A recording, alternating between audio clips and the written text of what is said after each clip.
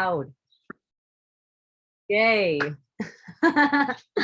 Aloha and welcome to Wisdom Dialogues with Hope Johnson, coming to you from Hawaiian Paradise Park on the beautiful big island of Hawaii, where we're so grateful for all the things, including the crowing roosters. Is that what they do? They crow? They cock-a-doodle-doo?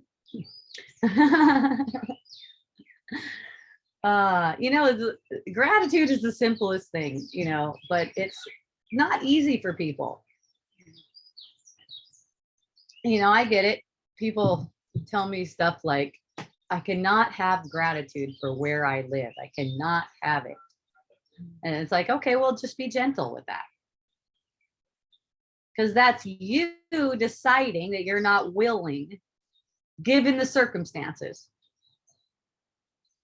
Right there, you're deciding that. You're saying, I cannot have gratitude for this. And it's true for you when you say, I cannot. That's the thing. It's like, that's your reality. When you say, I cannot. That's something you made up, and that applies to everything. And, you had help making it up.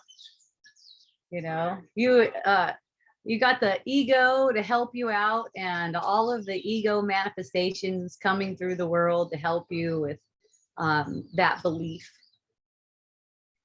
making that belief true for you.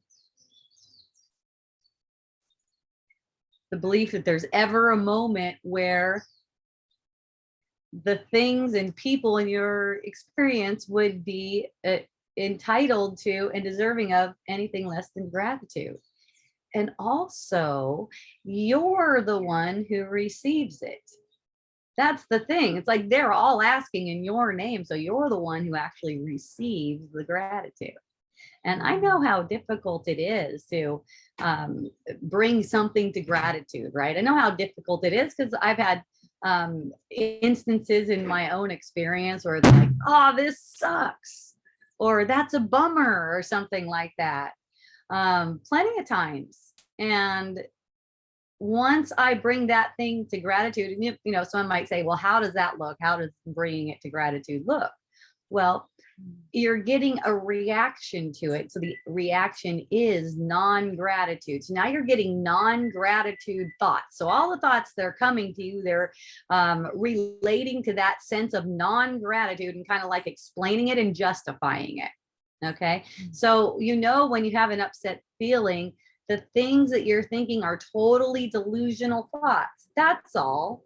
So then you're just being aware of that. You're not buying into it and feeding into it. You can handle all the feelings. They're nothing. They're projected. You've been taught to be afraid of your feelings. You can handle those, though. That's all that's coming up. I mean, it's still going to play out in the body's energy field, even though you're acknowledging that it's not true. You're denying any kind of truth or meaning to it, yet you're still feeling the intensity of it. That is what's really, really powerful in healing. That is a potent thing right there, because now the pain is accessed. You have access to it. Once you have an upset feeling, that's access to your pain. And when you're willing to breathe with that pain and be with that pain without pursuing thoughts. See, when you pursue the thoughts, you actually kind of like numb the pain or press the pain down. In the body symbolism, it turns out like hardness in the physical body. Okay, that's a symbolic effect of it. It turns out as hardness. And basically, a body that's aging is accumulating hardness, which it's like deadness, hardness, which is projected mentally. It's entirely projected mentally. Okay. And, you might say it's really difficult not to accumulate this hardness in this world.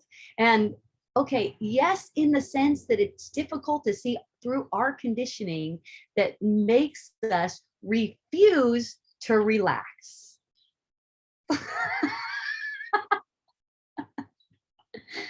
Just release some tension. Oh, you can't do that right now. You know, if something's wrong in your mind, that's it wrong, and then it's wrong in your reality. Okay. And that's accumulating tension. It's making you hard. You start doing that like a little kid, as a little kid. If something's not the way you think it should be, you contract around it. It's like you're resisting it. It's like, I think it's like this, but I'm resisting it. I'm contracting around it. And in that contracting, it causes a body to form malformed, like a twisted gait and stuff like that. You know, it causes things, painful things, and it keeps on malforming all through unless there's conscious awareness of the pain. That could be, you know, physical or mental appearance. It's all the same. It's all mental, but in appearance, you know, pain is fear. So when you're upset, that's a painful feeling. It's representing a fear, and no fear is justified. So that's how you get the victory. It's like you just get a sense of compassion and deep understanding, closeness, you could say, closeness to the divine and closeness to everyone else, when you are allowed to feel what you feel and allowed to be as you are, and just in observance, allowing anything that comes up to be met with what's really true. Okay. You know what that is because it brings you joy. That's how you automatically know. It comes within, it comes from within your mind. Okay. So you could say that God, let's say if God is a trippy word to you, let's say love, or the creator, that makes more sense for what I'm sharing. The creator is in your mind, and the creator is love. The ego is also in your mind. Okay, the ego is fear. You know, you invited the ego into your mind. In fact, you made the ego up and made it in your mind. Okay, God isn't aware of your ego. It's kind of like you got this God, you turn your back on God, and then you got this shadow world that you make with the ego. You could say all God knows is that you're asleep and you need to wake up.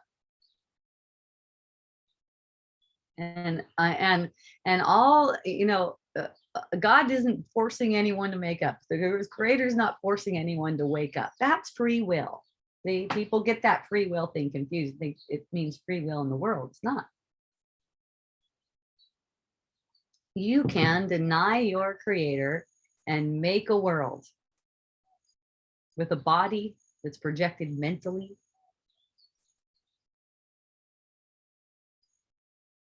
It's really weird.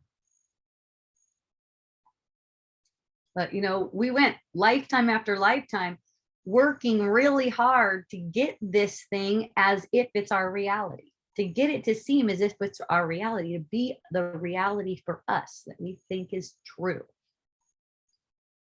And we had to make it that way.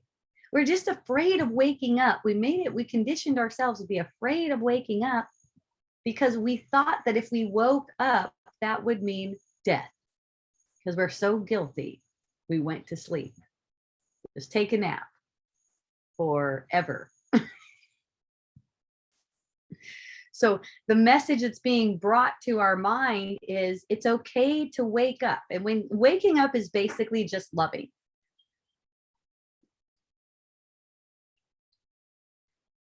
Let's just, and you know, most of us don't really realize what loving is, you know. There's this thing called tough love. Who's that tough on though? See, you don't have to justify anything that you seem to do. If you seem to dole out some tough love, it just is. But you don't have to do anything. Not even capable of doing anything. You're watching a show of it and making things real.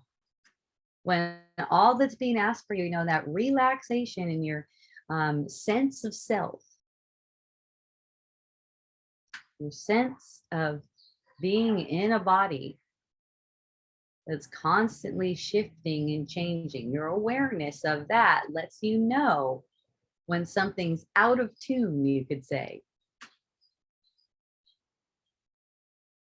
You know, the biggest thing that seems to get us and trip us up is wondering if we're doing it right.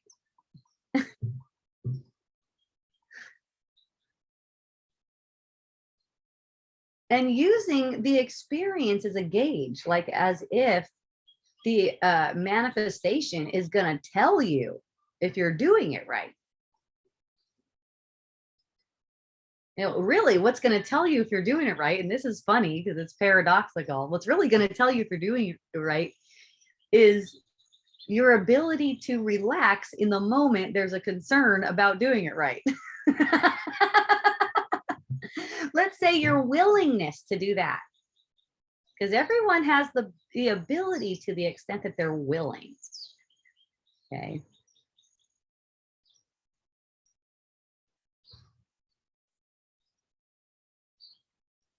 Like, you can't get to what you want in the way you think, your way, the ways that you design things with the ego. It's like, if you want gratitude from other people, that's just showing you that you have an opportunity to extend more gratitude. You're basically making an opportunity. It's not saying you didn't give enough gratitude or anything like that. You want to extend more gratitude because you are waking up to the fact that you are the one. You are the chosen one in your dream.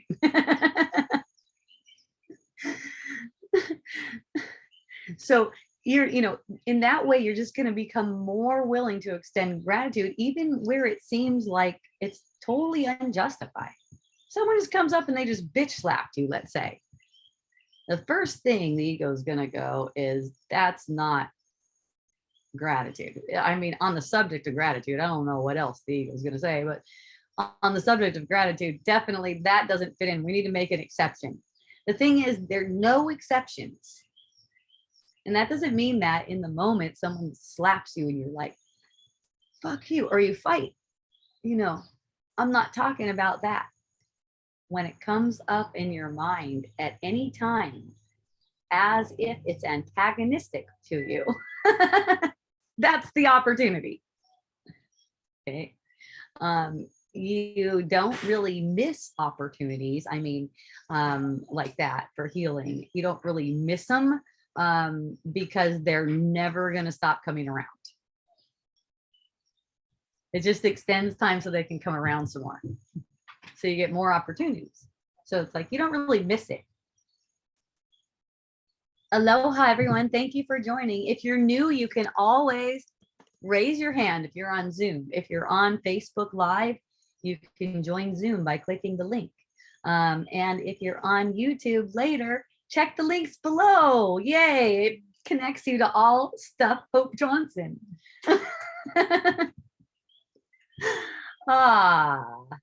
Thank you, everyone. It's fun that it's about gratitude today. You know, I don't know if some of you know, some of you don't. Almost a month ago, I took a tumble in Kona, fell about 5 feet into the lava. It was awesome. And I was just noticing today, wow, I'm so grateful. I mean, immediately when I was there on the ground, the first thing was that came to my mind was gratitude. And man, I was grateful for that because it just made it so much fun, more fun and easeful, you know. And then I was just noticing, you know, I haven't been feeling like putting full pressure on my leg yet. It's not that I can't. I can walk around without a thing or anything, and I can look perfectly normal. But the thing is, it feels a little bit off, so I'm just chilling with it. And in that, you know, I have been doing like 4, sometimes 6 hours of therapy, pain-seeking kind therapy. It's been just, oh, It has been so wonderful. It's been so, I go, you know what? First thing I'm going to do when I get better, I'm going to sit around some more and do some more of that. When I get better, that's funny. That just automatically came out. And you know, when stuff like that occurs, you guys, it's not a time to be hard on yourself. That's not the thing. You're watching conditioning play out. It actually doesn't have a fucking thing to do with you. It's for entertainment.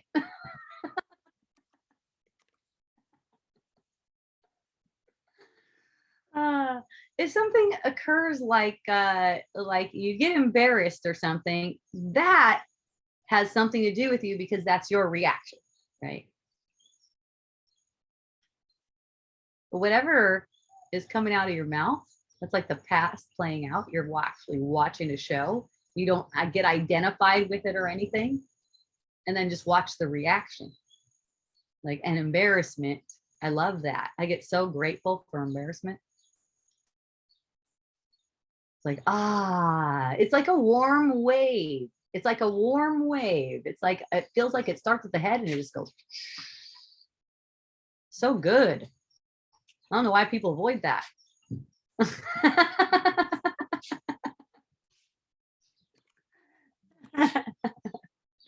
That's kind of what it was like when I was making that stand at Malama Market and I refused to leave. It's like there's this sense of like I should be embarrassed for one thing, closing the whole store down and everything.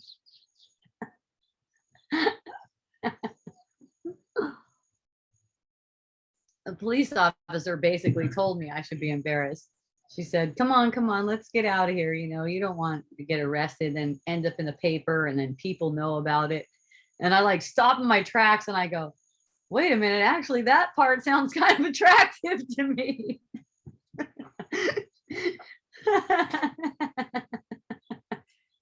But I didn't do that. She's like, okay. I was like, yeah, okay, I'm going outside.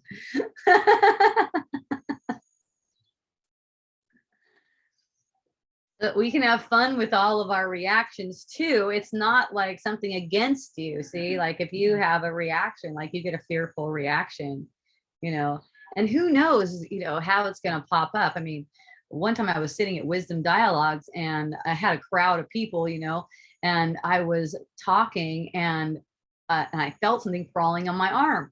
So I just like looked down, I saw it, and I noticed it was one of those earwigs, and I just like got back up and I kept on having wisdom dialogue. And I didn't really think anything about that at all. And one of my friends afterwards goes, that was interesting how you just really so calmly looked at that. And then you just like kept on with wisdom dialogues. And I was like, yeah, I just didn't feel threatened. I mean, basically, it's not like I don't know. I could feel threatened another time, you know, like I was, it was something maybe like a week after that or somewhere around that time. I was over at Gehenna and I was just walking and it seemed like something crawled over my foot. And oh my God, did I jump around and scream like a little girl, just like completely, just like, oh my God, I don't even know if there's anything that like you could perceive.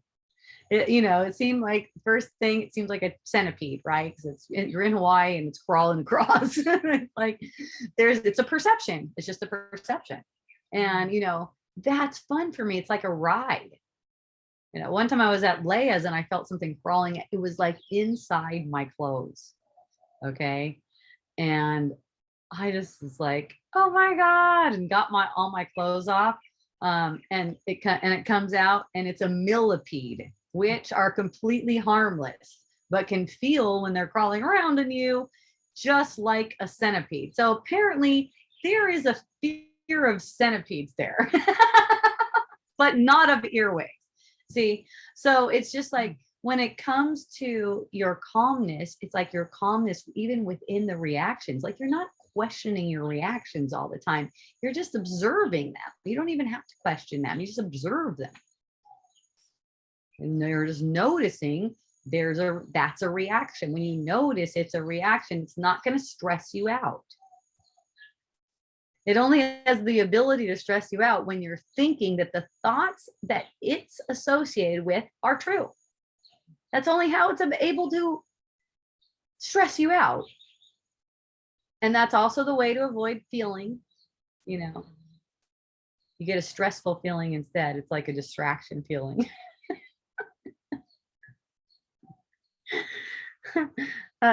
You know, to the ego, that stressful, that ongoing stressful feeling that you just get used to feeling all the time, that is preferable to feeling your feelings, feeling your real feelings, right? The stressful feeling is kind of like this surface buzzing, so you can't get beneath it, right?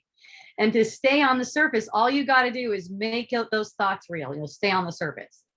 To dive beneath the surface, this is so symbolic for me. It's so symbolic. To dive beneath the surface, all it takes is willingness to deny truth to any of those thoughts you're thinking. See, to you, when you're guided with the ego, it's as if you're not thinking those thoughts. It's as if they're just automatically true. But if you look, you'll see you're repeating loops. And the feeling patterns are also on those loops. So you'll get a loop where you got a scared feeling about your body, let's say. Here comes a scared feeling about your body. Maybe it's about aging. Maybe it's about, I don't know, your sexual dysfunction or something, you know, or whether you're whether you're developing halitosis. It doesn't matter. Whatever it is, it's given you so that you can see through it. That's all it's for. It's not for seeking those things. And the interesting thing is, every challenge is also like like an opportunity for human invention, because that's what like kind of keeps on this thing keeps on pushing forward with new inventions, new things, new shit you can use, awesome abilities to relax and stuff like that. It kind of like pushes that stuff forward automatically, though. You don't have to do anything about it. You don't have to. So anytime you get the perception, oh my gosh, something is freaking out of whack here, what is wrong? And I'll give you an example. The example is cellulite. Okay. Let's go with cellulite. Because I have had this interesting relationship with cellulite. The first time I was made aware I had cellulite, I was 14 years old. And I will tell you, I was fucking mortified. I thought I was defective in some way. Like somehow I wasn't like a material that was attractive. As long I had to hide that needed to be hidden or taken care of. I need to get rid of it, whatever. So I'm like 14 years old. We didn't have the internet. I don't even know how the fuck I did stuff, like look stuff up, but I had somehow had books or something to learn how to take care of the cellulite. Okay. And I would look into it and nothing would work over the years. And I'm just like, keep on observing, you know. I'm never like the throwing in the towel type, you know. I'm not the kind that goes, oh, well, it's just genes. That's just how it is. It's like, no, I don't accept that. I don't accept those kinds of things. I'm just like, not going to assume that just because I see something, that's the way it's supposed to be. So over the years, you know, I'm just observing it and I'm noticing different things. I've always been into physical, like working out and stuff like that. So I'm just noticing different things. For one thing, when I was in my 20s, I would go to the gym and I remember having a conversation with a guy. And I said, you know what I noticed? When we're in our 20s, we're plump. Like our bodies, even if we're thin, we're plump. Like we have a plumpness under the skin. We have this good elasticity and stuff like that. And what I noticed is when we're in our 40s and 50s and stuff like that, if we're any bit of plump, we're hanging, right? So I'm just noticing these different things. And I'm also noticing a dryness that comes on. So I'm just like, you know, observing and noticing. And then later on, when I started looking at the emotional aspect of it and just relaxing with it, it became a no thing for me. You know, it's like I can still see it, but I love it. You know, it's like I love what I've been given for this experience. I love it as it is right now. Doesn't mean it can't change. I'm not opposed to that at all. So, just seemingly randomly, it's like there's this path that my mind's been on ever since I was 14 and the first time I saw it. And the more I relax, the more it unfolds. And funny thing is, it's become really plain what's going on there. And it's basically congestion. So find out it's congestion. What is congestion? It's symbolic. It's symbolic. So there's symbolically in the body, there's adhesions in the body where it's like the cells are sticky, they're sticking together. So they have a certain structure. The cells have a certain structure that when the mind is really healthy and not holding on to a lot of pain, a structure is automatically projected in a particular form. As there becomes these impurities in the mind, it forms chaotically. That's exactly what aging is. It's chaotic. See, we take it to be a natural thing, but this is a projected image. The body is a projected image. So therefore, aging is not a natural thing at all. It's something we made up. And it's an effect of accumulating fearful thought patterns in the mind. And what we think we see with our eyes is reflecting those patterns. And it looks like things like aging and deformity and crookedness and all kinds of different things like that. Any rashes, anything that's showing up on the form, it's reflected, it's projected in a mind, okay? It's projected in a mind. So basically, in the form, within the form that we made it to be like a storage depot for all the attack thoughts that are in our mind. It's like full of pain. It's a body based on pain. First one is the thought of separation. That's a painful thought, and it gets resisted right away. Okay, because we don't want to believe it. We don't really want to believe it. We want to believe that this is just how it is. Okay. The way we made it is just how it is, but that's not how it is. We're projecting like that. Okay. So, like just recently, just this week, it was like all this information just came flooding in. I mean, for one thing, I've been practicing this, what would you call it? A modality called block therapy. And, it involves a lot of focused breathing and accessing pain held in the apparent body, which is actually fear in the mind. Okay. So it's like there's getting the access to it. And, you could do this anywhere. Like you could go like this. You could go like this. You could like pinch yourself until it hurts kind of good, right? It hurts kind of good. And then take some breaths with it. And then watch. And it changes to just pressure. And that's releasing. You have to allow that. You have to allow that pressure in the first place in order for it to release. So it's symbolic of allowing the pressure of an emotion, because that is like a trapped emotion. It's symbolic of a trapped emotion. So what's happening is there's all these trapped emotions in the mind.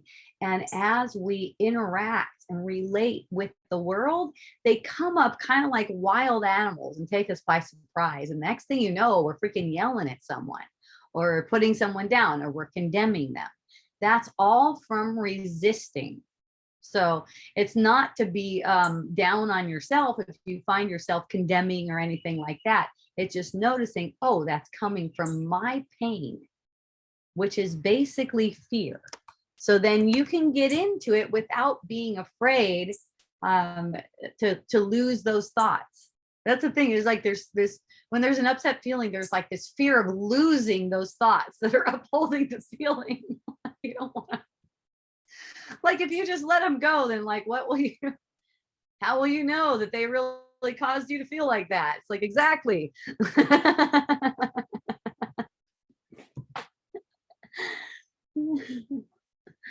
They do that when you make them real, because then that becomes your reality. See?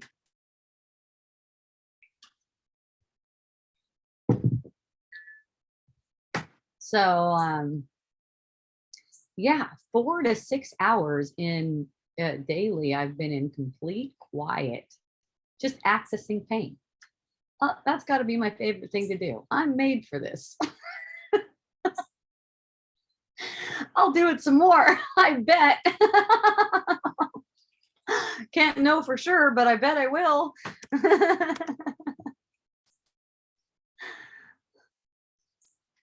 And then talking to you guys, letting you guys in on all the different ways to see. I mean,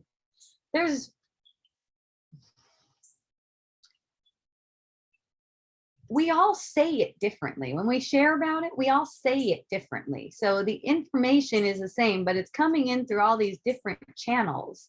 And eventually it's just going to click for you. And it's funny because you might think that, the one that it clicked with, well, that was the one, right?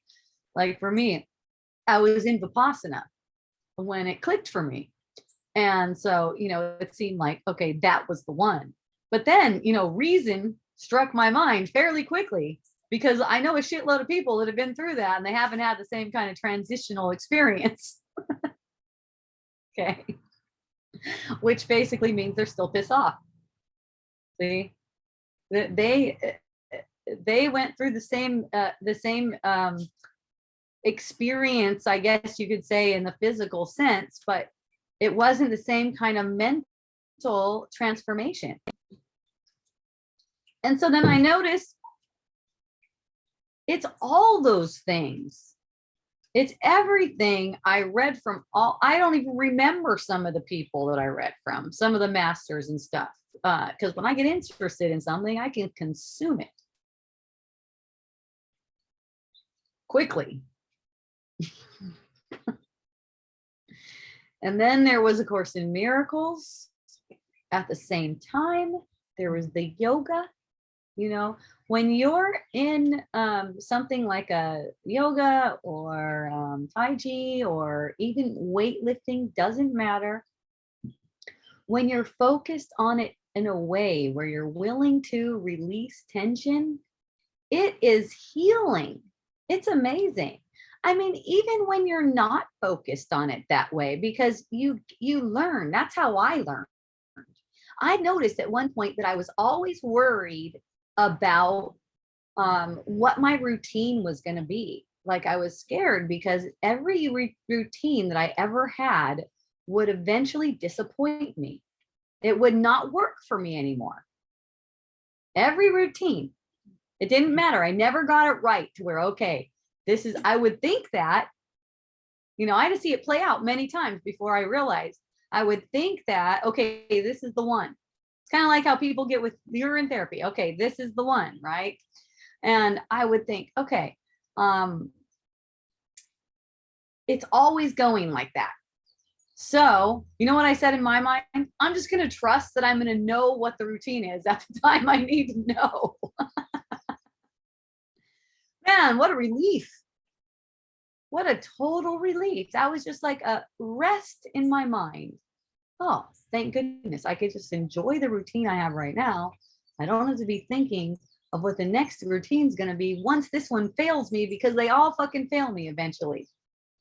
They're all great at first, and then they fail me. And yes, I expect that block therapy will do the same.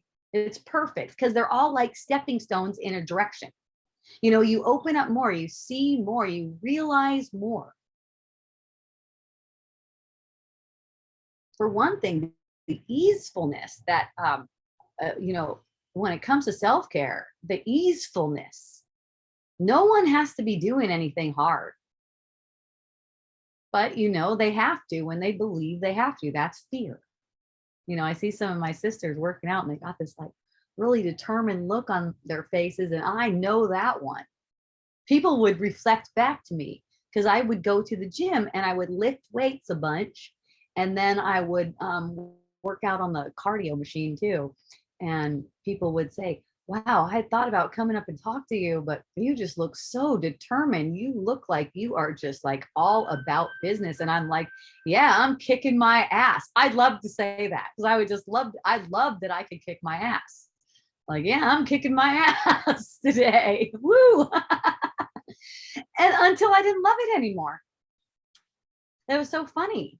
There's this sense of no pain, no gain. That's the world's teaching. No pain, no gain. Okay. You don't have to make yourself pain. You have a pain body. You only need to access it. It's already there. Okay. So you don't need to like go and like stab yourself with a knife. Okay. There it is. I made myself some pain. Cut off my finger. But if you do find yourself doing that, make sure you're doing it for love. You can't really help it. It doesn't actually matter. But you know, it's like when you're consciously accessing the pain that's there, and you know, it's so funny because the pain, what we have been conditioned to view as pain, we're afraid of it. It's actually ecstatic. It's really an ecstatic thing. That's why I could lay around and do it for hours. You know, it's not like, oh, here I go kicking my ass. No, it's more like, here I go releasing. Ah.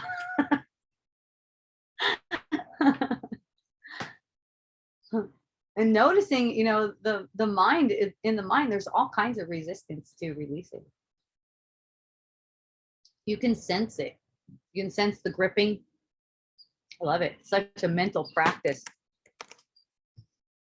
So it's like to give you an idea, you know, in my dream, the first time I had a perception of it, I was like 14. And now I'm like aware of, okay, what it is, what it needs, basically what it needs, you know, which is basically loving attention, which is everything the mind is starved of loving attention. So in the perception, the projection of the body that's completely fascia, apparently, and that's what holds it all in a shape. Remember, I talked about the shape that is projected is a shape that's a mental shape. So it's like what the beliefs made it to be. I have one friend, Chitta. Chitta has dent in his head. It's freaking awesome. I love it. So the thing is, in the original blueprint of Chitta that still exists as far as like in the dream, okay, the blueprint is still part of it, okay, but there's a sense that this thing happened and it made a dent. Now if you're looking at just the energy, that's not there. It's a perfect thing. So it's like looking and noticing things like that and noticing our power in them, even if you don't see what it is, even if you don't recognize it, just being aware of, oh, we're making this up because it's as if there was that thing that happened in the past that made this thing real right now. It's not. It's a good story, but it's only projected right now. So what we're picking up on is a sense that something happened. Because with the eyes that we think we see from, we're picking up on a sense that there is something missing, whatever. We're picking up on that sense. So in looking in this direction with patience, patience is so important here. And, you know, you could see how gratitude and patience go together, right? If you're grateful, you're not concerned about how long it takes. You know, so over the years, I'm observing, you know, when I'm in my 20s, I realized that, you know what, I think all this heavy duty working out and stuff like that, I think that's not really the answer. I think the answer is actually has to do something with an energy flow. I wasn't sure, but something with an energy flow, something about that. And of course, at that time, it's like, you are crazy. Like all my workout buddies, Tony, everyone is like, no way. It's a simple science, according to the science, the mainstream science. It's a simple science. If you burn this much of this, then this happens. if you put this much force on a muscle, then this happens. It's a simple science. It's like, then why are all my friends, despite kicking their fucking ass, deteriorating basically? They're all complaining about how their bellies aren't the same as they used to be when they were younger. I mean, even in our late 20s, right? We're just in our late 20s and we're going, fuck, what's going on? Like we're working hard here.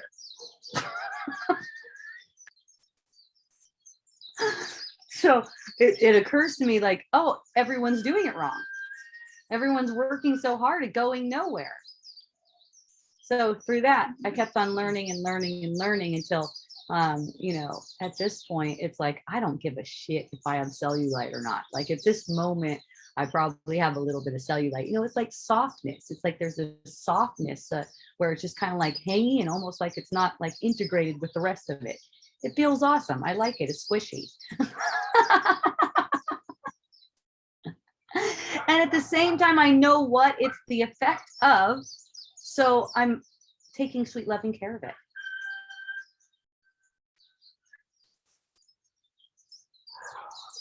Despite embracing the sensations that got trapped there.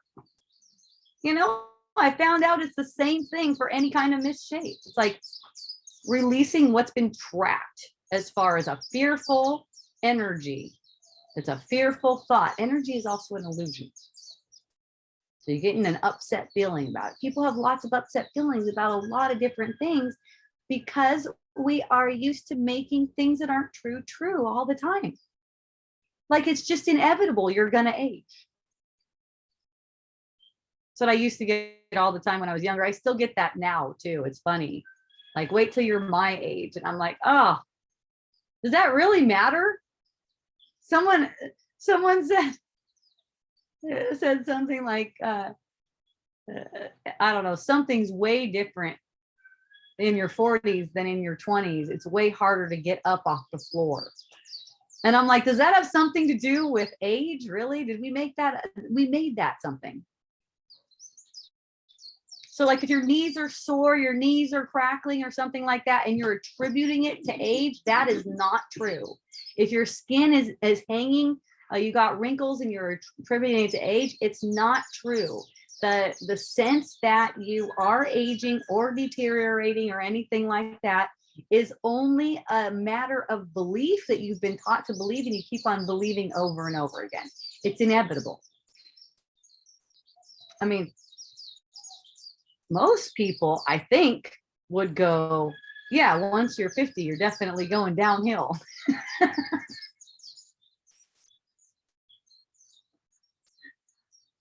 And then there's, you know, the ones who won't say that outright, but secretly believe it and don't realize they're secretly believing it. And, you know, that's really all of us to some extent. So it's like the only thing, like if you want to have an effect on this whole aging thing, start within your own consciousness and you will, you know, you'll see, oh, we're making that up and we're using these patterns to hold things in place as if this is happening. We're using mental patterns to hold a distorted body in place as if this is happening, as if this thing is on its way to death, and that's inevitable. So, you know what's inevitable is our mind will be resurrected from that hellish reality that we made up, that we're all headed downhill. And you know what really helps with that is in noticing, what is this for? You know, maybe keep asking yourself, what is this for? What is this moment really for? So it could be invigorating for you.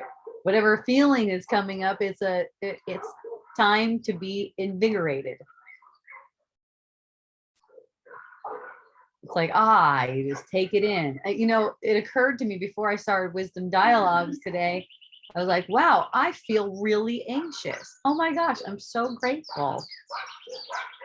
I'm so glad that came up. And you know, then I forgot about it. I don't even notice it right now, but You know, it was probably going on for like an hour or two, and I was just like, wow, there's some patterns going on. And just watching them. It's like at the same time you're bringing up pain in the physical sense, it's accompanied with emotional stuff. And I didn't realize that when I started doing Kundalini Yoga. I didn't realize what Kundalini Yoga was even about or anything. Really, I was just looking for some kind of yoga, because before I had my third child, who's almost 14, I had a little bit of yoga in the gym. And then that was the end of the gym, because I felt that there was something about releasing, and it went along with what I thought before about it being a flow of energy. I was like, oh, and so it's like, see how it goes? It's kind of fun, and it's like a meandering road.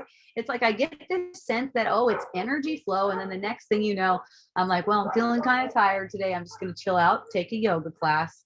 And then the next thing you know, I'm like, I'm not even going to the gym anymore. I'm just going to do that all the time. That felt great.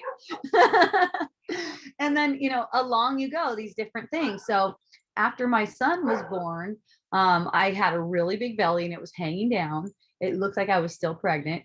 So I went on Amazon. I was looking for yoga that I could do at home on a DVD. And I found Kundalini Yoga. I just ignored the word Kundalini. I did not know what that meant. Didn't give a shit. I thought maybe it was someone's name. So, but the thing is, it was called Navel Power. And I was looking to rip my abs. So I got the Navel Power Kundalini Yoga, and then I got all this Kundalini Yoga, and that was accessing a lot of pain through the Kundalini Yoga, through breathing and stuff like that. And boy, did it bring emotions to the surface. And, you know, I wasn't feeling prepared for those. Like I'm feeling prepared for them now. I wasn't feeling prepared. I had no idea what was going on. It seemed like I was just going crazy. People are like, you know, when I moved here to Pune, I was writing a lot on Facebook. I would write every day. People would go, you must have an intense practice. And you know, I didn't even know what that meant. I had no idea what that meant. I didn't know what they meant. I never looked up what Kundalini Yoga was. I was practicing it for years. Apparently, it's pretty intense path. It's like a pretty intense spiritual path that I didn't know I was on. So I finished Kundalini Yoga and immediately lash out at my husband and think I'm like fully justified for being completely pissed at him for doing dishes while I'm doing yoga.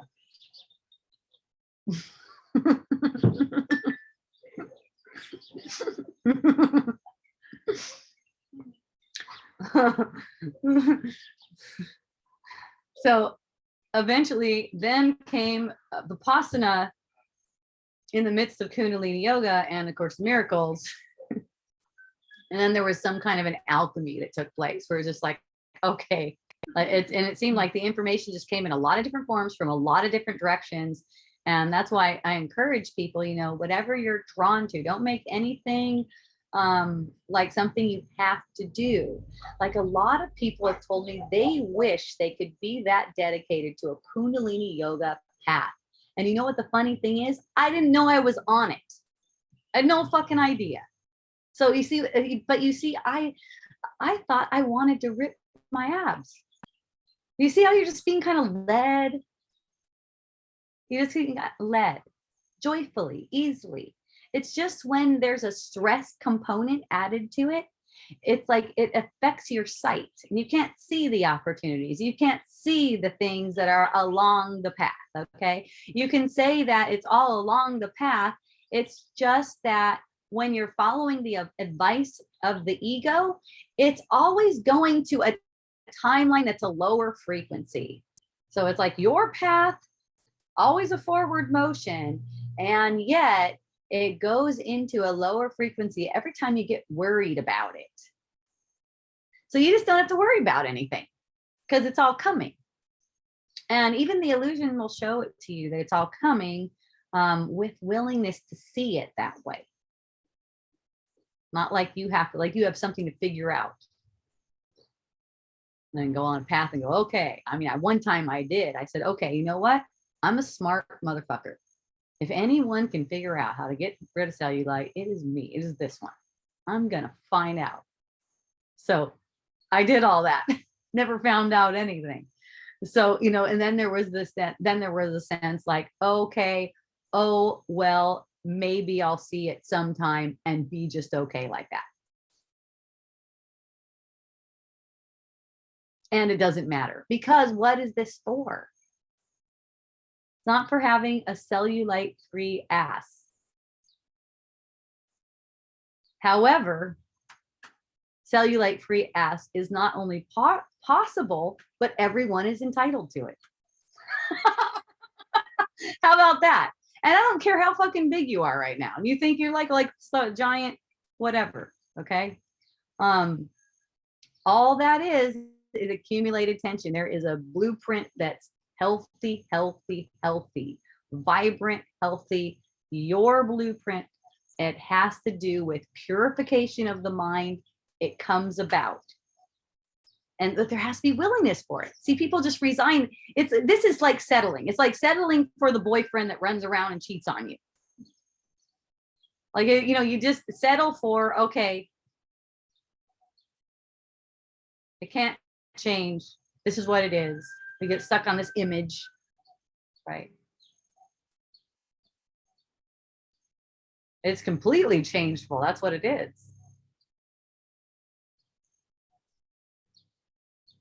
And then you got, speaking of gratitude and lack of gratitude, those kinds of things where, you know, let's just cut it off. Okay, you got cellulite, let's just cut it off. You got sagging skin, let's just stick some shots in there to plump it up, right?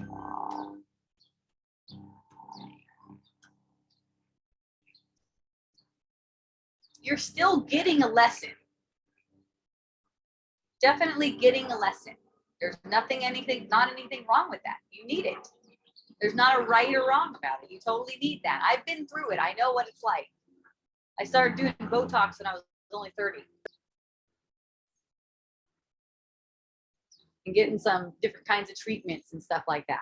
It's just, you know, going through it is way better than getting advice from someone. If you feel drawn to it and you're like, okay, I want to try this stuff, and you know, it's not like a bad thing to do. It'll reveal to you in time that that's not where it's at.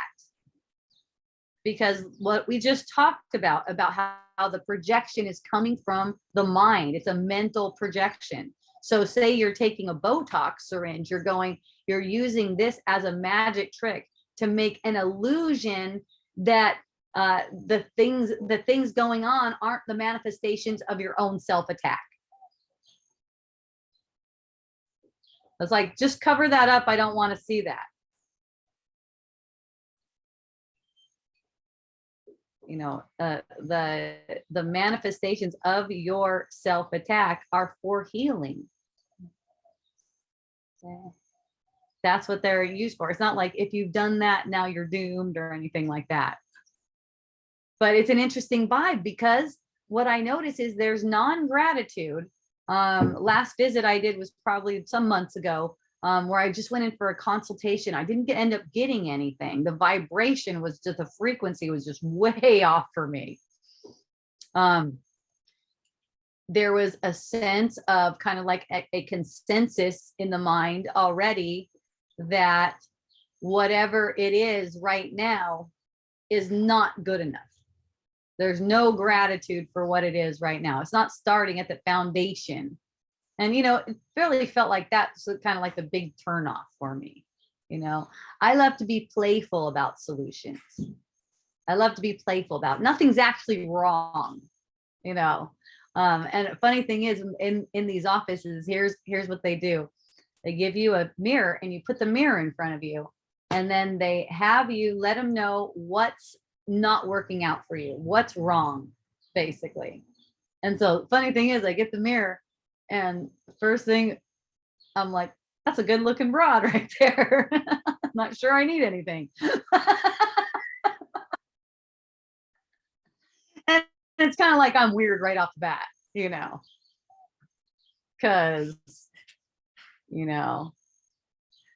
I don't have any, I haven't gotten the, what's it called? The fillers yet. I haven't gotten the fillers yet. And apparently I need a lot of them. I need thousands of dollars worth of these things.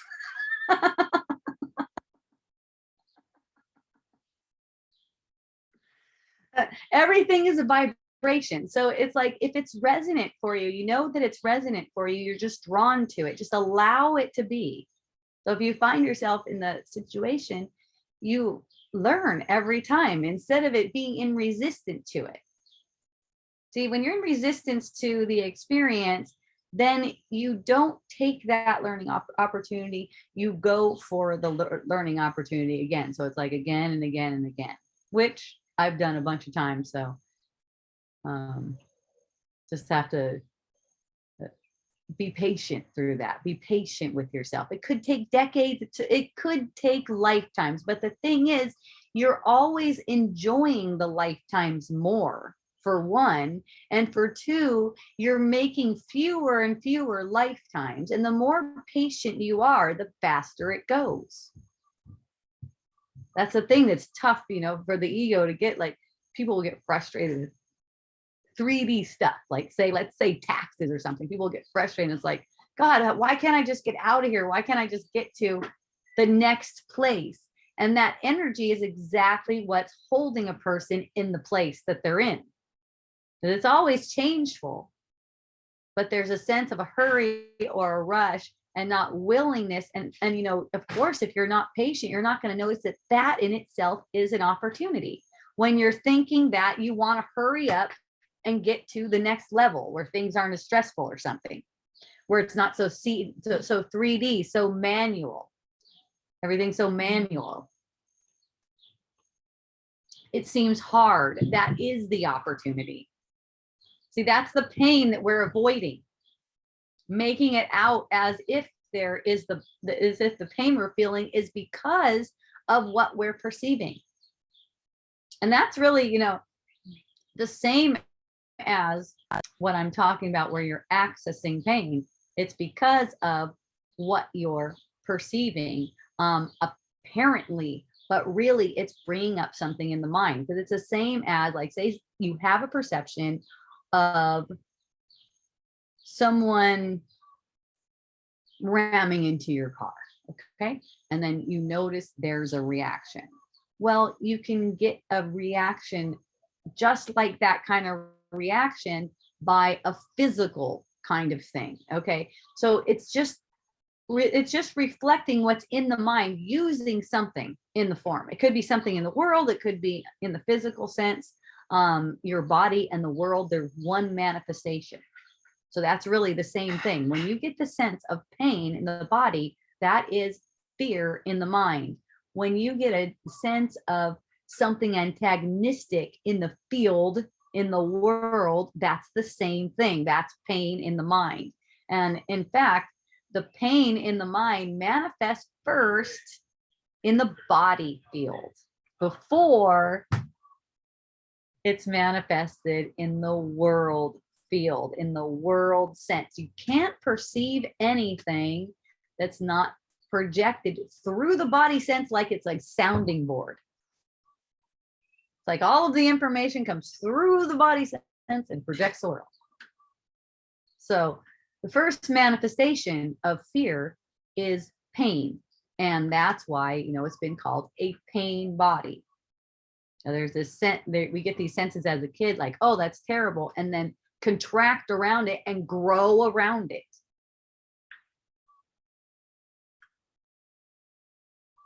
So we're all malformed because of that. We're all malformed, you could say, not in a bad way. We're just reflecting the misinformation in the mind, misbelief that we're all taking as true. And when you look in this direction over time, you'll see more and more things unfold for you that are demonstrating too that this is in fact a dream and you're making it all up. So if you're saying something's true about yourself, just notice. Or something's true about another person, just notice, like somehow they can't change or something. When, you know, you're the one who thinks you have a view of them. You don't have a view of them. They're not having a view of themselves either. That's why there's a body projected that you can perceive. But that self that they think they are is still you. It's a manifestation. It's another you. Just like I was like our friend Asana. Aloha, every one of me. It's like it's all yourself playing out your need for love, your call for love. You're playing that out in all these different forms. That's why, of course, everyone can change. Anyone who's in your perception can change because your perception is changeful. So when you perceive someone as being out of integrity, for instance, that doesn't mean you're out of integrity. That's one of the things that we get caught up on. When you perceive someone that's out of integrity, that has nothing to do with you. You're watching your reaction to their being out of integrity. What's your reaction to that? Are you not minding, or are you making it a big deal? If you're making it a big deal, look at what you're using. Just observe. What are you using to make it a big deal? You'll see.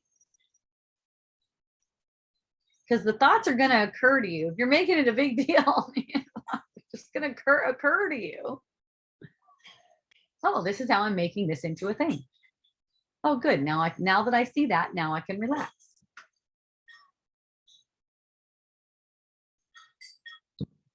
Now I'm not thinking that I'm stuck with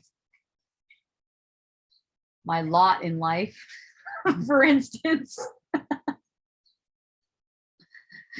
But it's like that when you're going, I can't be grateful. I just have to wait to be grateful. I have to wait to be grateful. See, there's the belief. I have to wait to be grateful until I get into a better place. So I could be grateful. I need to move so I can be grateful for the place where I live. See? So it's like putting off the gratitude. That's never going to work. Because the ungratitude, lack of gratitude, it's going to manifest likely the same kind of living situations, disappointment for your living situation over and over and over again. And if that seems to get settled and worked out, it'll just be something else. Something else will just take its place. You've heard the sob stories from people. It's like as soon as they get to this place, like as soon as they retired, then the next thing you know, they got to chill out for a little while. And the next thing you know, they're going to the hospital a bunch, getting cancer cut out or some shit. Right? It's like one thing after another. But when you can be grateful for what it is, or just be willing to be aware of ungratitude. See, that's not really willingness to be aware of ungratitude when you're going, well, I'll be grateful when I get the place I want.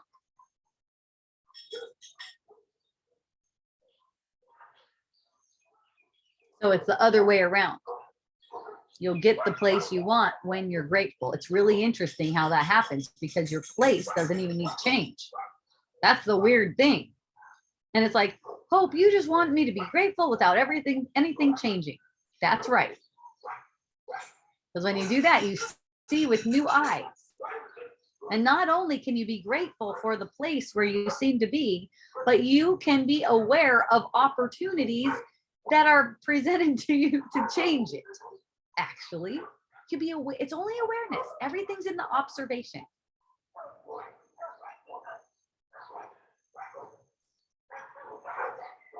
So see how it's working? Are you starting to see how this is working? Like when you're at a minimum of gratitude, as far as what you're offering, you're always offering something. You give exactly what you're receiving. It's the same time, all the time. When you're offering a minimum of gratitude, do you see how You're transcending timelines, and on those timelines, you're able to see different opportunities to basically manifest according to this new idea that you have for how bitching it could be. And you know, it's you don't do anything though. So it's like people hear that and they get all manifesting on me. I want to manifest. I want to manifest. The thing is detachment. It has to be with detachment. And that's, you really know, it's kind of like on the same vibe as patience. You know that the possibility is possible. You know that you're not seeing a solution right now. So it's a matter of being okay with that and grateful for the appearance of a challenge. You can't really be challenged. There's like this play of the ego being challenged by this thing in the world. You don't even care about the world. That's why you can't be challenged. You think you care. You want to care about it because you think that you're annihilated without it. But really, you don't even care about it. It doesn't mean anything to you. Everyone who seems to be here isn't even here. Each one of these journeys that we're on, we're taking them completely alone. The only time we come together is when we extend love. That's the only time we join each other, because we only join mentally. So when we extend love, we join. Our bodies don't join together. They're just projected. But we join mentally when we take, like, say someone seems like they're antagonistic to you. Or say someone's suing you or something. And you get the thought, man, I wish that guy would just like take a bullet in the head. Then I don't have to worry about this shit anymore. You know, this is common. I know a lot of people pretend like they don't get these thoughts. And I know, you might not even know you're pretending. Okay? Because there's such a quick cover up of that stuff. So you get the thought, oh, what if he just had a bullet in his head? That's just for you to notice. You notice that. You got the thought, you got that thought. What does that feel like? What is the attack? And who's being attacked? You can see it. You're the one being attacked by that thought.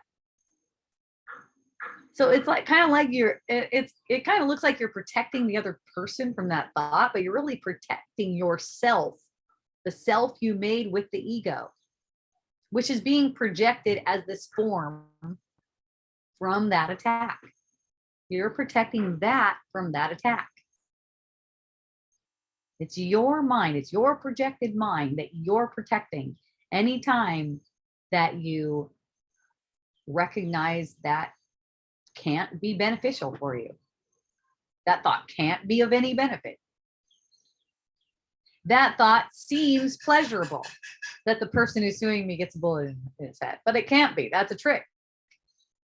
Because it involves an attack, and any attack is an attack on my own mind, and my apparent body is going to be made to suffer the consequences. Isn't that cute?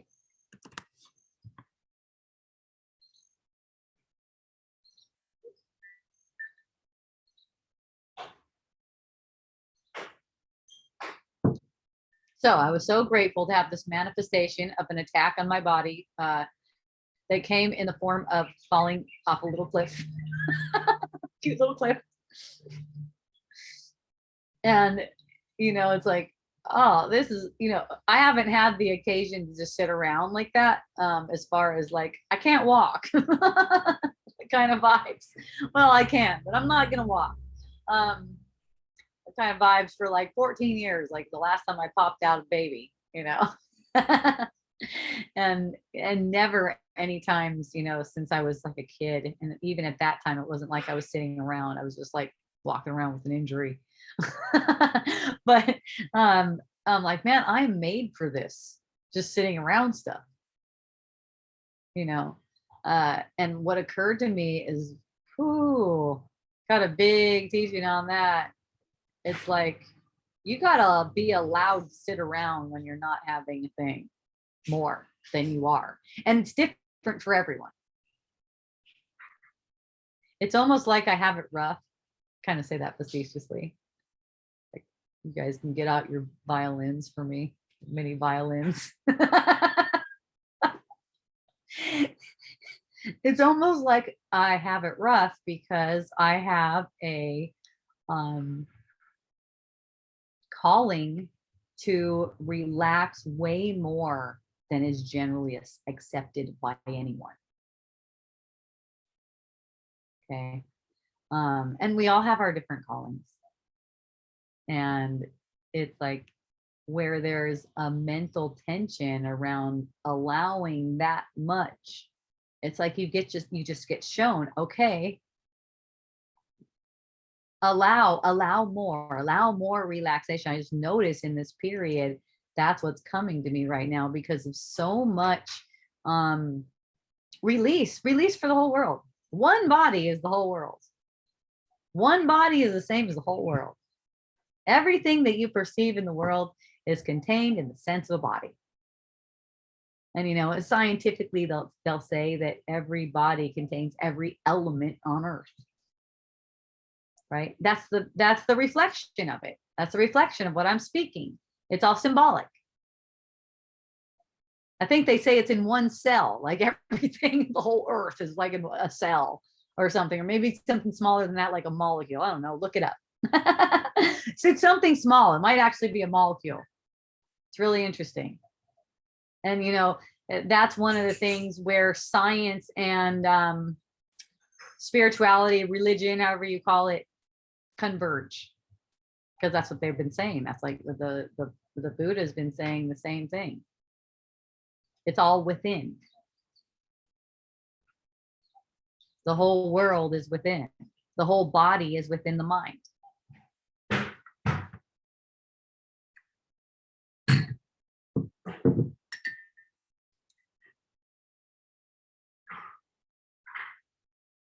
It's kind of a paradox too, because you're going, okay, the body isn't even real. So what a lot of people, and this is why it scares a lot of people too, that people are even considering that the body isn't real or the world isn't real. And this is the reason it scares people about it, is because people disconnect from the sense of the body. When you take that concept, the body and the world aren't real, through the ego's guidance, you'll find yourself disconnecting from the sense of the body. Like you just don't want to feel the pain in the body. There's a sense of it. The whole thing is wrapped around a pain. It's a structure. Remember I talked about, it's a structure of thought. A mental person is a structure of thought. And it's manifesting as something with all this pain, and it's projecting its pain out into the world. And basically it needs love. The structure of thought, the self that you made with the ego, it needs love, because the alternative is condemnation for that self. So however it is, whatever the tendency is, and look at the projected mind is murderous, which means we naturally have murderous thoughts that are completely impersonal, cropping up, circulating the mind all the time.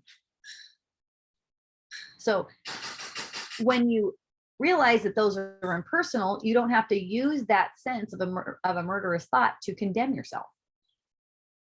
And one way we can condemn ourselves is we just hide it from ourselves.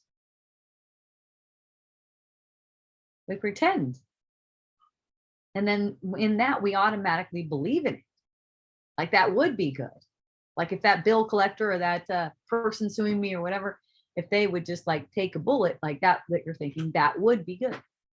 But that wouldn't be good or bad. Actually, it doesn't really matter. It's just that you thinking that it could benefit you. That's an example of thinking that something's going to bring you pleasure when it's actually bringing you pain right now, because it's an attack on your body's energy field. And that's just the way the ego has you go. It's like attack now so you can get benefit from that. Okay. So it'll just, the ego will just go like, oh yeah, that's true. You would be better off.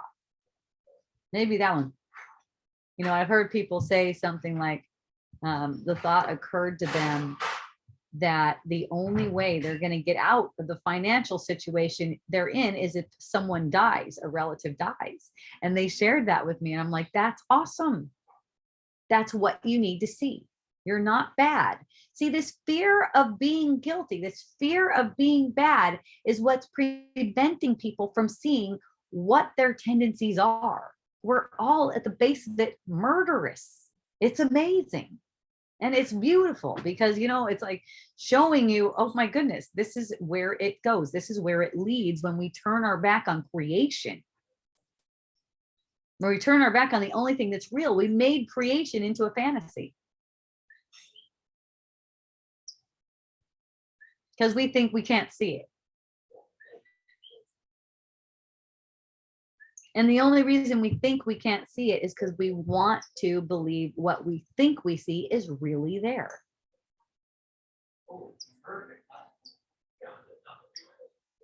You'll notice that these kinds of fearful thoughts, they'll show you a deep, deep sense of fear when you just follow them back. And what I mean by follow them back is that you're allowing the thought that's saying, that's justifying the fear that's right on the surface, that's causing stress, kind of like a buzzing kind of sensation. You're allowing that to just be as it is right there and watch what it's saying. Like say, you know, the one about the bill collector or something like that. Watch what it's showing. It's showing that joy comes from this. So that's what the thought is saying. That's why it would be something that would cross your mind. It's as if this is beneficial to you. It's offered to you as a beneficial thing.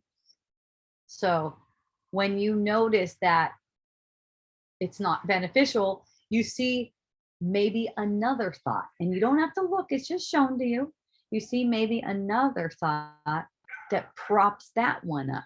Why would it be better? It would be better because then I could pay my bills. Why do you want to pay your bills? It's just like it shows you again and again. What's most important right now? Worrying over whether the right solution is coming to you or having your relief. That's always what it comes down to.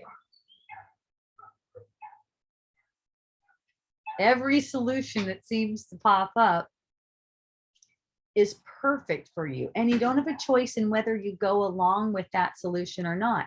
You only have a choice in whether you will see it in truth, whether you're willing to see it in truth. In seeing it in truth, it seems like everything is going your way and it's really synchronistic. And, you know, someone can be looking in from the outside and going, fuck, that's not going their way at all. It looks terrible. I would never want to do that. But here's the thing about knowing that it's perfect. When you know that it's perfect, nothing in the perception can change your mind. Okay, it's like going, okay, this is a dream and none of it's real. But since that happened, it's real. Should I leave the duck neck on? Or put it on? I don't know if it actually matters. So just leave it inside. Is it inside of it? It was tucked inside, but I pulled it I would out. say take that out. All right. And Yeah. just leave the duck. Yeah. Yeah. Leave it headless. My son's making a duck. That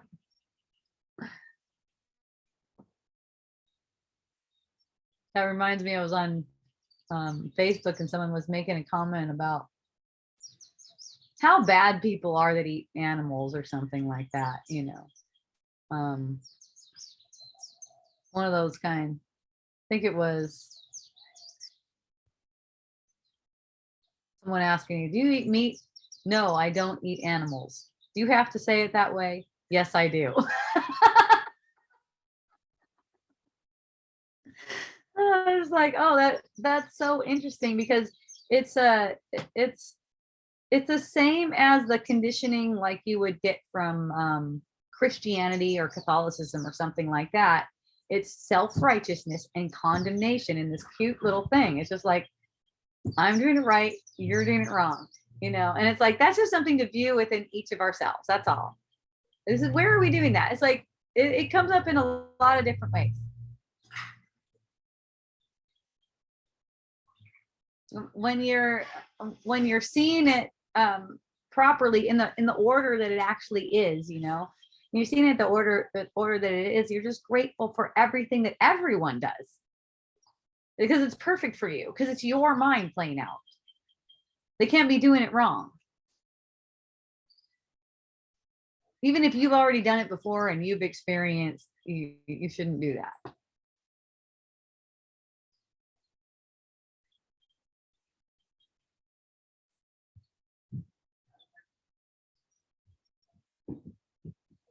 Oh, a question. Do I recommend talking to family and friends? For those of you who get the sense that the vaccine is dangerous and people shouldn't be getting it, do I recommend talking to family and friends about it? And the thing about that is when you relax and allow your extending that extension of love to connect with the person, you got nothing to teach them from the ego sense. So then real teaching can happen that comes through you and not, you know, and not by you. So it's like when you think you even have to make a decision whether you should say anything to your friends or family, you're asking the wrong guide. Okay. That in just being aware and willing to see that it's not up to you, whatever comes out of your mouth, you're allowing yourself to have that relaxation. Just that thought right there, that it's not up to you. Look, how am I going to convince this person that da da da da da? That's not up to me. And I'm not even certain they need convincing. That's not up to me either. I really don't know. Let's see how it goes. It'll be fun. What will she say? Will she say anything?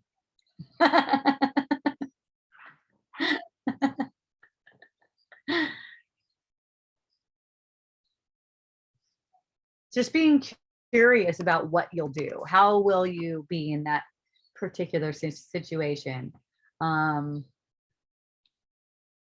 know, if you're trying to figure out what you're going to say, once you get there, you're already asking for the wrong guidance. If you're more in a curious way, then you're sure, you know, when you're in a curious way and you're open like that, you're always certain that you said the exact right thing. When you get the sense that you're uncertain, that you get a sense that you maybe didn't say the exact right thing. When you get that sense, it's only because you weren't following your guidance, adding up to it. You're following the ego's guidance. And that's why you got the perception that you maybe didn't do it right. Because that's the result of following the ego's guidance. So in that moment, you can use it. It's a perfect opportunity. It's saying, what if I didn't say it right? So that in and of itself, that's got a feeling reaction with it. That's an opportunity. You take that feeling reaction and you don't follow the thoughts that prop it up. Basically, in this case, you're ruminating over how, why, what were they thinking, all that stuff. If you would be willing to let that pass, and this is a moment to moment thing, so you're making another decision in every moment. If you would be willing to let that pass, you're really going to get a nice, deep sensation out of that. You're going to see things change. Now, most people have never offered this kind of willingness yet, but they will. Every one of you will. And if you have tasted it, then you know that I'm just reaffirming it in your mind so that you're stoked and ecstatic about the next time you get to release some tension. Or you could say, be released from fearful thought structure. And it just opens up so much more energy for you. You're just like so much more alive. So let's go over it again. So it's really nice and clear. Okay. So you get the sense that I fucked up. Okay. You get the sense that I fucked up. I know, you guys, it's like a whirlwind in the mind when you get the sense that I fucked up. Oh my gosh, the thoughts are going fast. Okay. And it seems like this is impossible to even stop in the midst of this. Okay. your willingness just to watch, your unwillingness. Okay? Look, your willingness to watch, your unwillingness to be released from this is powerful.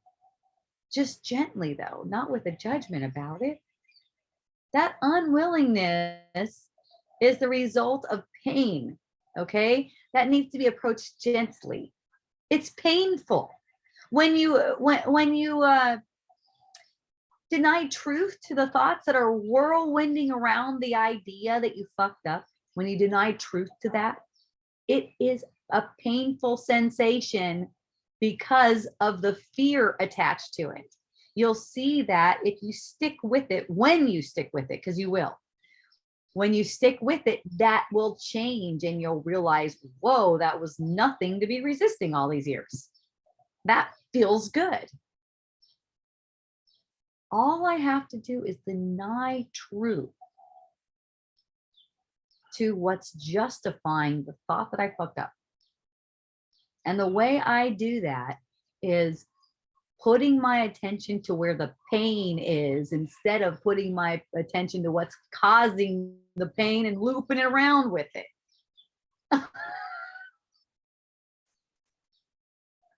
Giving it all the support it needs to keep my pain. It's like, I want to keep my pain, so I'm going to follow this idea about how I fucked up. I'm going to follow this idea about how, oh, it's not so bad. Same thing. I'm going to follow this idea about how, well, they fucked up too. Same, still the same again. All those keep it looping around, and multiples more, multiples different ways of keeping that thought looping around. Oh, I fucked up. I mean, really, that's the same thing you thought when you thought you separated yourself from creation. Okay. So it's just repeating over and over again. Oh, and get this, you guys, it's also fed by thinking you can condemn anyone or anything, because I fucked up needs you fucked up, they fucked up, that's fucked up, needs all of that to go looping around. Okay. So that's another way to loop it, to just nip it in the bud when you get the perception that you're condemning someone else. They fucked up. That's also, according to the ego, about you. According to the self you made with the ego, that's how your inner child takes it, as if it's about you, even when you're talking about someone else. Okay, what I'm calling the inner child is just the structure of thought. It's the same thing. It's another way of saying the same thing. The structure of thought you made with the ego. Okay. It's based on fear. It's a scared child. You know why? It doesn't have eternal life. That's scary as shit. The idea that we have to survive in a hostile world is very scary. And we form patterns all over that, trying to cope with the idea, the false reality that we have to be responsible for our survival in this world. We never even have been. We got the perception that we were, and then we were fretting over it. Many people are still fretting over it. But really, every time anything like that comes up, that's a challenge point for the ego. Anything that seems like a threat or a challenge or a, I don't know, what do you call trial, tribulation?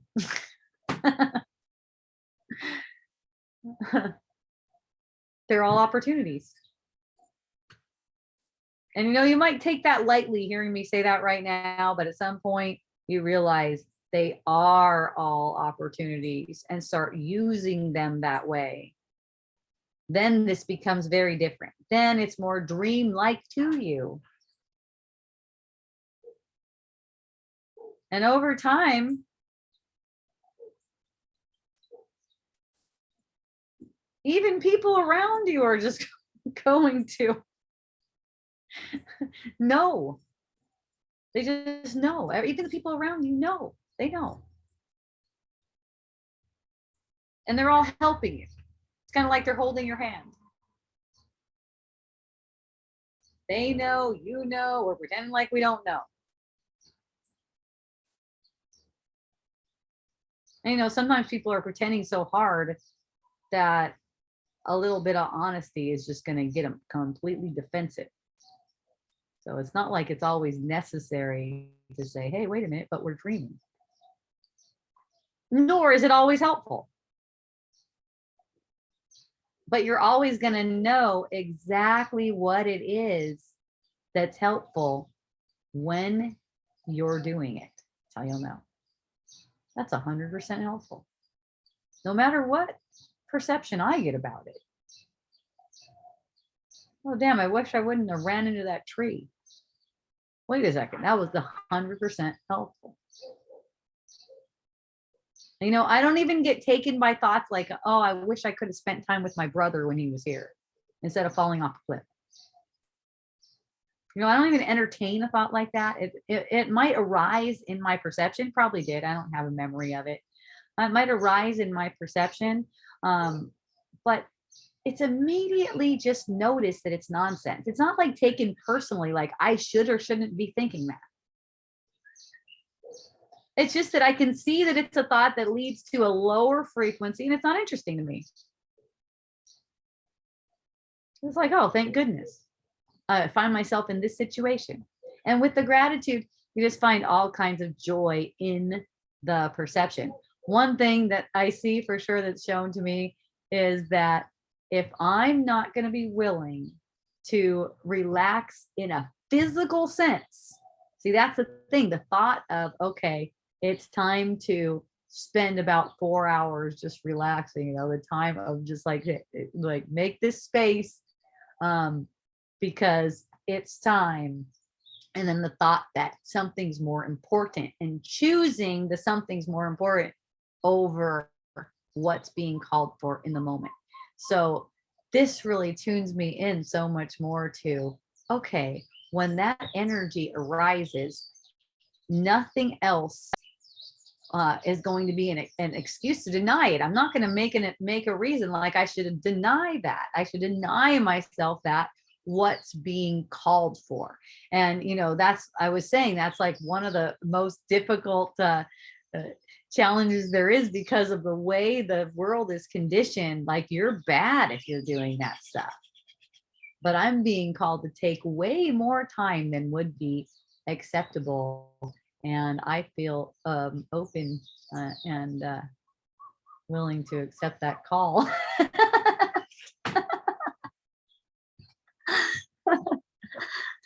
I don't need an excuse for laying around. That's what I do really well. I'm good at it. And you know what's funny?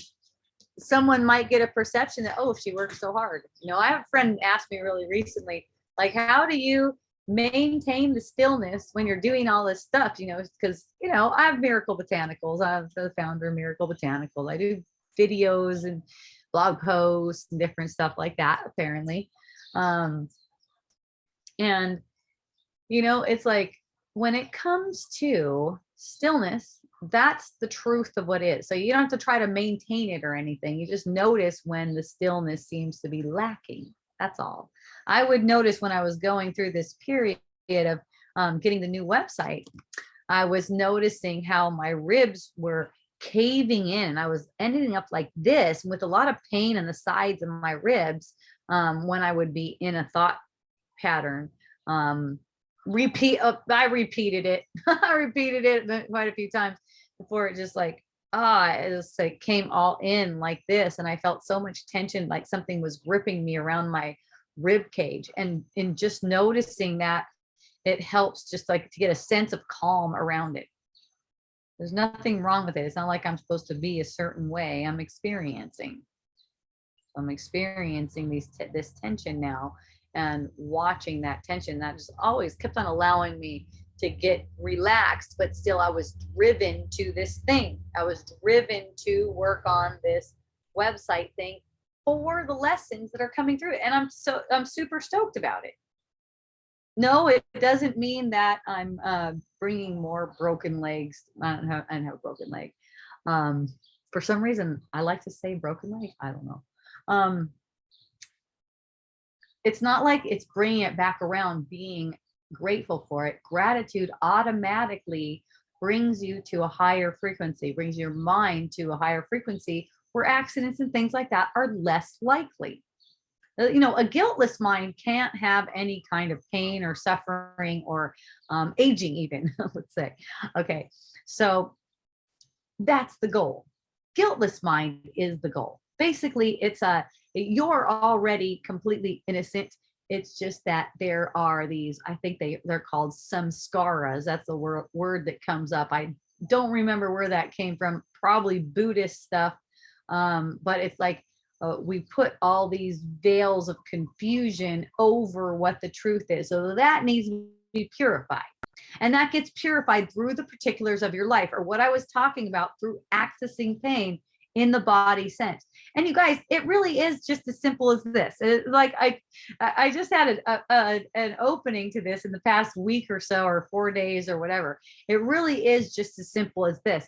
Like, you take any place you want, and I've talked about this before, man. If you're falling out of presence, pinch yourself, scope like that. Okay, you take a pinch. You don't have to like cause a bunch of pain, but you'll notice some pain, and you notice that it changes. And as it changes, like, that's feels kind of good. And then you can have some more pressure. And it takes attention. It's not like you're sitting there thinking about all your problems and doing that. It's not going to work out. It takes attention and watching, because you're watching sensation. That's what I would tell people. You turn your attention from your thoughts when you look at sensation. That's why if you're getting, and I practiced this a lot with a pinching thing. I would just pinch myself to bring my attention to physical sensation, because I was so used to be cut off from the body sense that I couldn't sense my suffering. But I knew I was suffering because I was having an upset feeling. I couldn't sense it. So what I would do was pinch myself. So then I would be able to tune into the sensation of the pinch, because I wasn't able to tune into my emotional sensation. I would tune into the sensation of the pinch, and that pivot from the thoughts that were upholding the ill feeling, that pivot made all the difference, just because my attention went to the pinch. So then I'm able to let those thoughts pass without giving them any kind of meaning, because I turned my attention. That's all it takes. Turn your attention from the thoughts to a feeling sensation. The thoughts are there. You're going to notice them if you're aware of the sensation. If you're not aware of the sensation, you might not even notice the thoughts and just follow them. That's a normal way that it goes. Like, you couldn't even say what those were. All of a sudden, you went on a path and you are just distraught, and you're like, I'm depressed and I need some medication. How did I get this way? Right? And that's just because you were believing these things automatically, not even knowing that you're thinking them. So when your attention pivots to the feeling sensation, it's like you can see the thoughts, but you're not caught up in them. So you're aware of them. You could see what's justifying the feeling, but since you're not caught up in them being true, you can actually be aware of them. When you're just automatically applying truth to them, making them meaningful, a lot of the times you don't even know it. You don't even know you're doing that. Like, till like later on down the line, and someone will call me up and tell me, this is what I've been thinking. I hope maybe next time I sprain my ankle, I can say thank you. Goals. Oh my gosh. I was so stoked about that, just because I don't know what it's going to be like. I have no idea. You know, I have not even had, like I said, any kind of thing like that where it's like I'm used to that. When I was going to the chiropractor, he goes, you must be really used to getting injuries. And I was like, no, actually, I'm completely unfamiliar with it. Like, completely.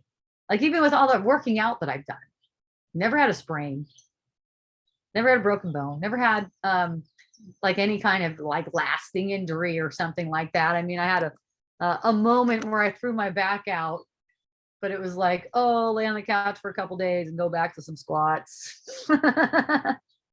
No, I just really appreciate whatever it is. I'm grateful for whatever it is that that the experience brings.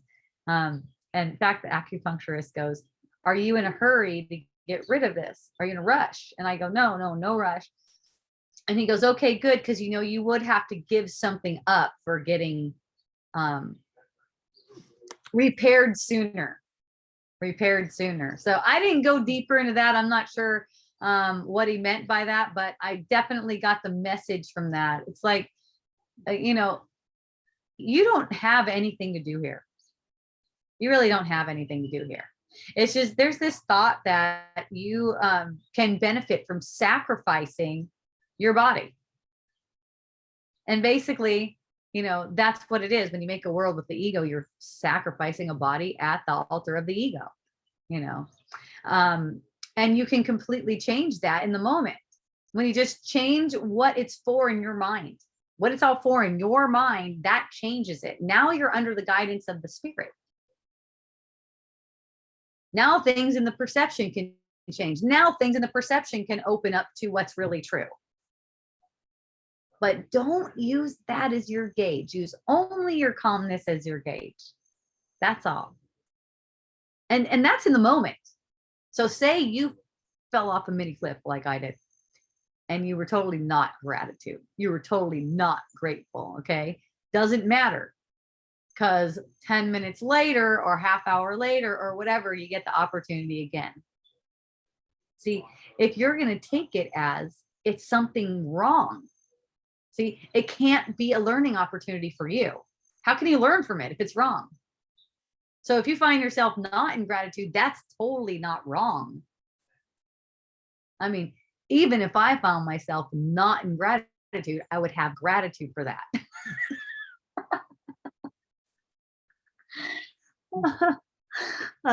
But you know, that was amazing.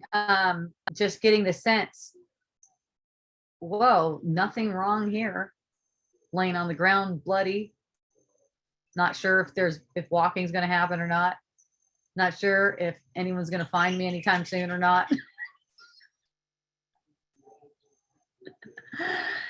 I shared your response to that stillness thread to so many people. That was such a clear answer. Grateful for your presence.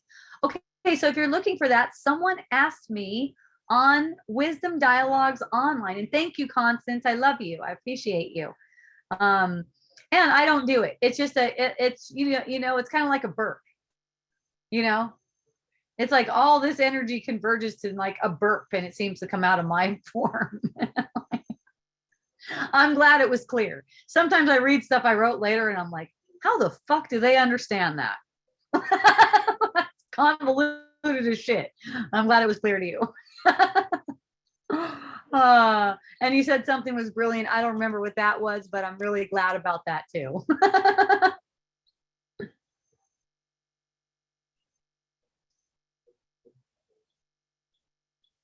Anxiety.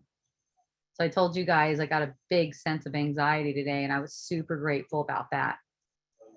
And, you know, it seemed like maybe something was serious. I don't know what it was. Actually, at this moment, if there was something that I was considering was serious, I don't even know what it was right now. But I got the sense that something was wrong and I needed to be anxious about something. What was it? Money, health, my leg, Miracle Botanicals. Or what was it? It's just fear and an opportunity that I am accessing, and we are all accessing our pain all the time if we want to.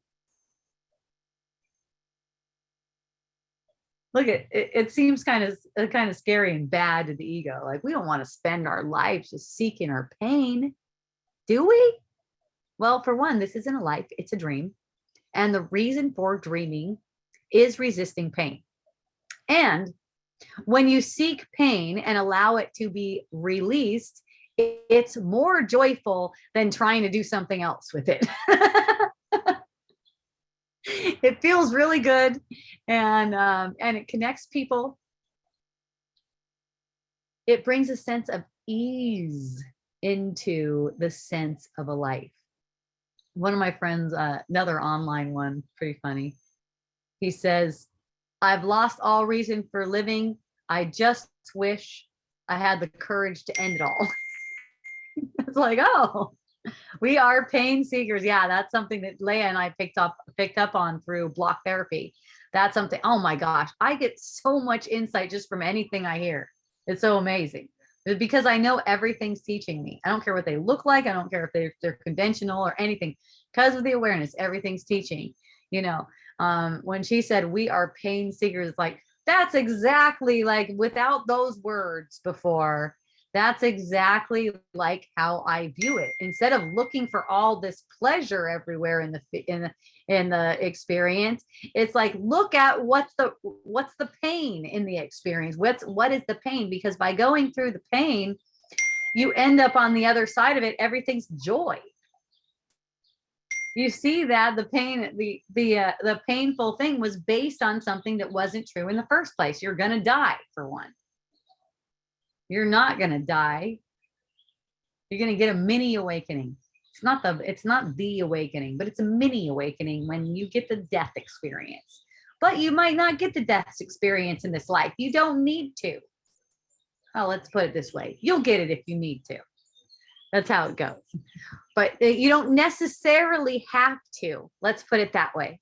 You don't necessarily have to get the death experience in this lifetime, but don't make it your goal to escape the world in this lifetime, because you know what? That fucks with the patience thing. Okay. No, you don't know if it's your last lifetime or not. You don't know. You have no idea. And you know what? If you care about it, you're prolonging time. If you even care about it, that's the trick.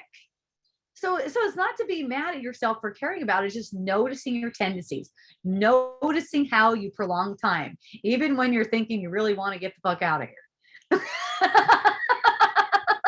Because it's beneath you. Look, you're not really here. You're dreaming. And because it's a dream, that's why things work this way. They don't work the way you think they do, the way you were taught that they work with the ego. Okay.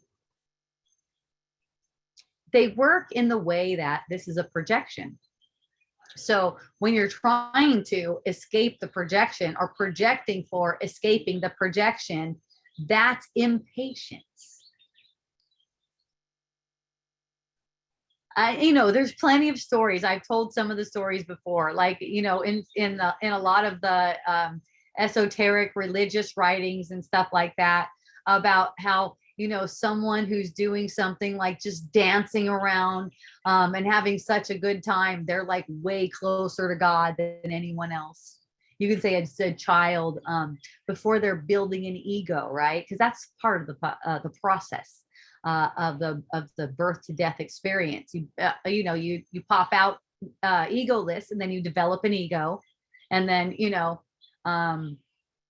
if things go according to the awakening plan at that time, then you're going through a process of deconstructing the ego.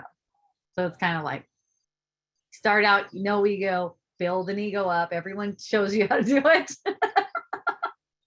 You're this guy and you do this and we do this. This is how we talk to people.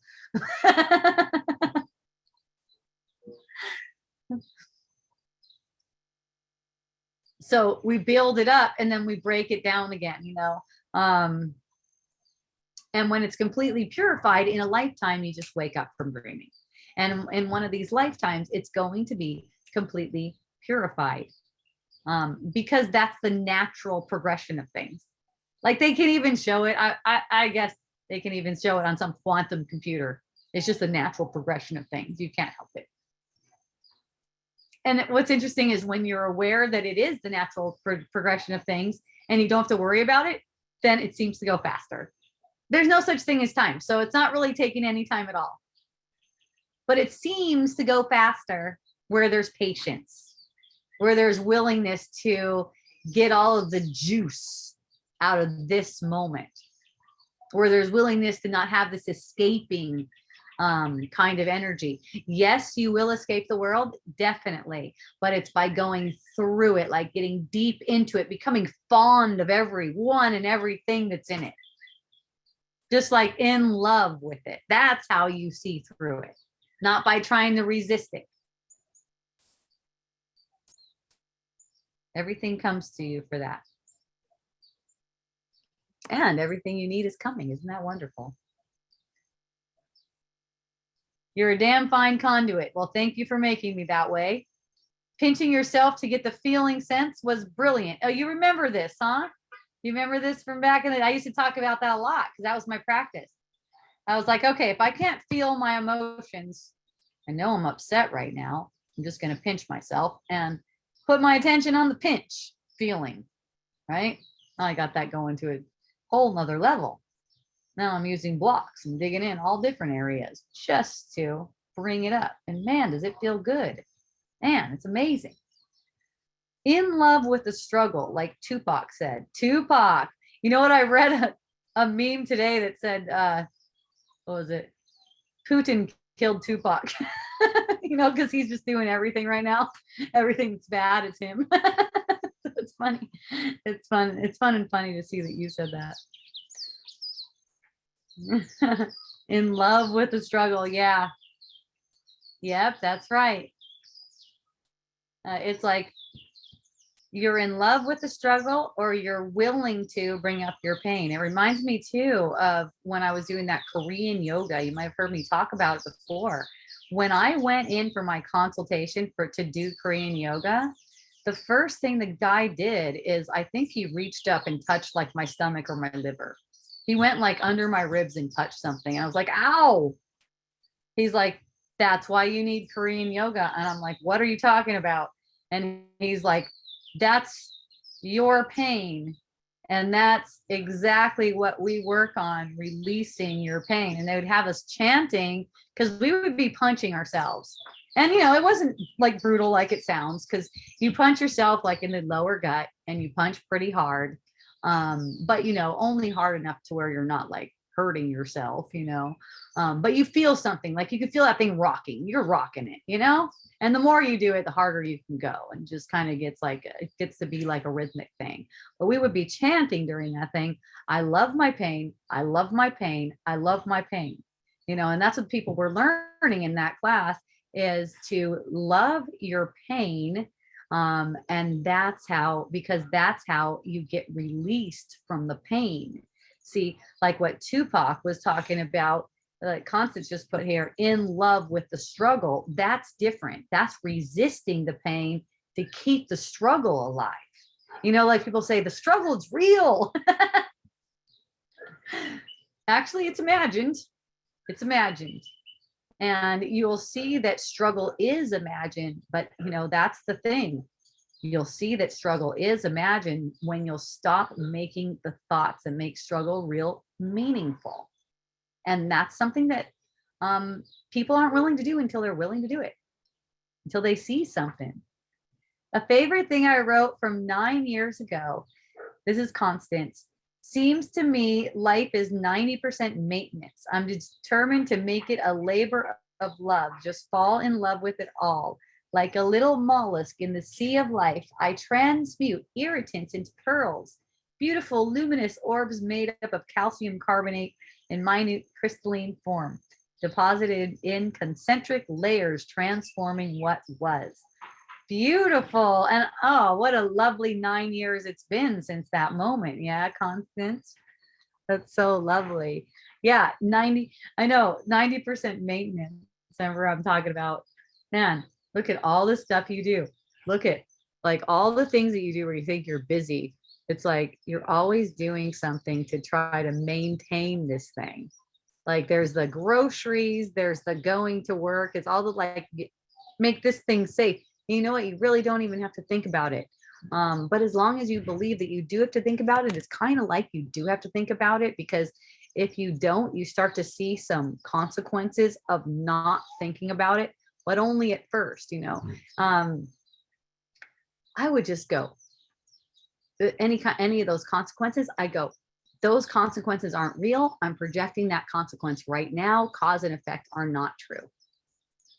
Just remind myself of that and not be resistant to the consequences.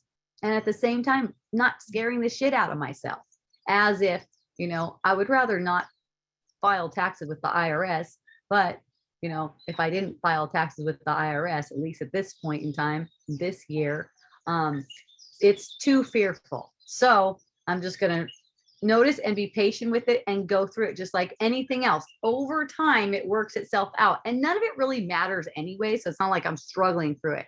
I'm just aware that this is conditioning. I'm making this up. It'll pass. Things are going to be revealed to me. It's just a matter of time. And I don't need them to be revealed to me because of the purpose that this thing is for. I don't really mind, like friends bringing up a concentration camp or something like that. Well, I don't need that to not manifest, let's say. I don't need that to not manifest. I don't need it to manifest. In the event that it does manifest, it's perfect for me. You just change the way you're looking at it, but you can't do that on your own. You can only do that with your guide, with the spirit guide that knows what's really true about yourself. So it's not like you're trying to get a better feeling thought than the one that's being presented to you, but the one that's being presented to you, when you're open to a different interpretation to that thought, you get it. When you're willing to see a different interpretation than the one you made that seems true to you, that's your reality, then you'll get that different interpretation. Yay, everyone. This was so fun. Thank you so much for joining me.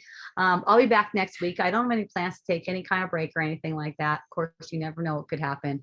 I could get so into this block therapy. I'm like, you know what? I'm not even going to do wisdom dialogue. I'm just going to lay around. No, probably not. Oh, I love wisdom dialogues.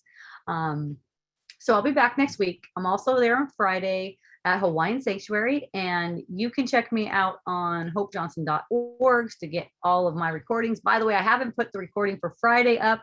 I'm reminding myself to do that right now. Maybe I'll do it in a couple minutes. Get that one up for all the podcast people, all my podcast friends. If you need to know how to get to that podcast, again, hopejohnson.org, go to the Wisdom Dialogues tab. You could also get my book, Unschooling for Parents, there. You can also get a link to my website, my new website that I just had fun time designing, Miracle Botanicals, where we source the best essential oils in the whole freaking world because we love them and we love you. Okay? So until next week, mahalo, aloha, I love you, ahui ho.